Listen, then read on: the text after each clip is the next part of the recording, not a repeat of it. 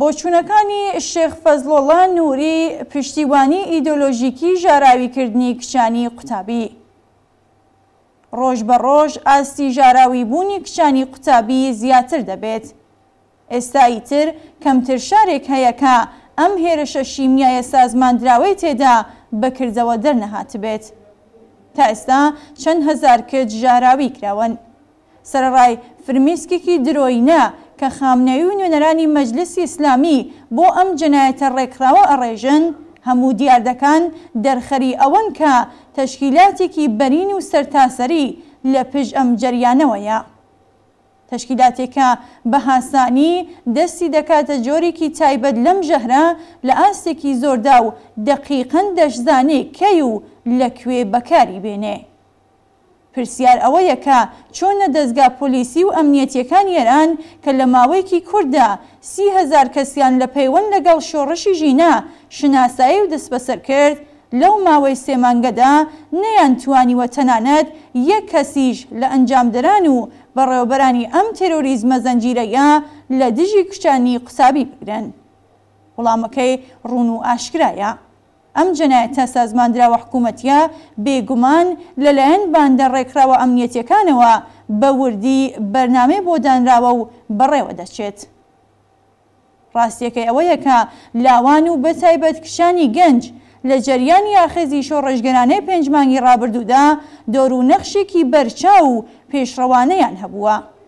کشانی بوێر حیجابە ئیجباریەکانیان ئەم هێمای حکوومەتی ئێسارەتی ژنەیان تووردا و لە ئاگردا سووتانیان.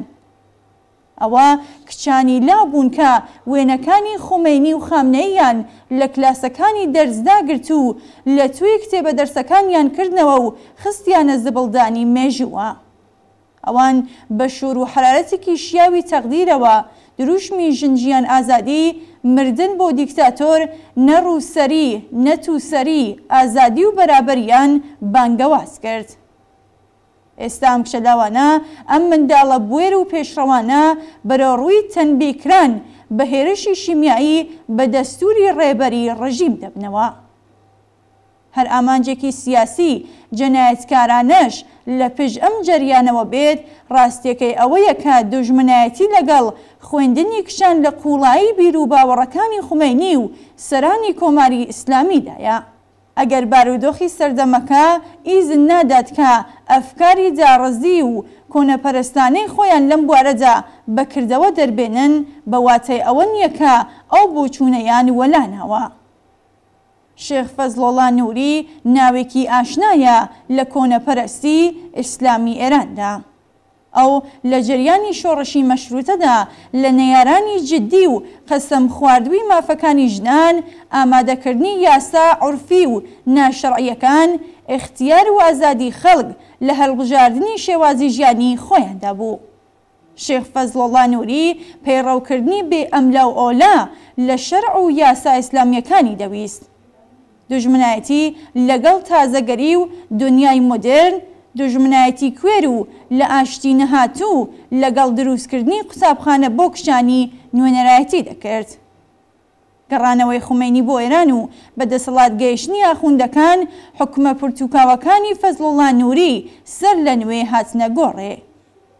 ناوی فەزڵۆڵا نووری لەسەر شەقام و مەیدانەکان دانرا. لە کتێبە دەرسیەکاندا ڕێز لەم کۆنەپەرستە قەسەم خواردووە گیرە.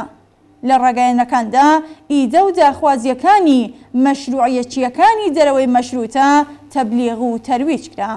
چاوگێڕانێک بەسەر هەندێک هەوراز و نشی و لە بۆچوونەکانی شێخ فەزڵۆڵا نووریدا ئامانج و دنیابینی ڕێبەرانی ئیسلامی ئێستا لەگەڵ کۆنەپەرستەکانی وەک ئەو لە 1 سەدەی ڕابردوودا نیشان ئەدات. ئەگەر ژن خوێنەوار بێت، سووک و بێئابڕوو دەبێت. دامەزراندنی قوتابخانەی کچانە پێچەوانەی شەرع و بەرەو لە نێوچوونی دینە.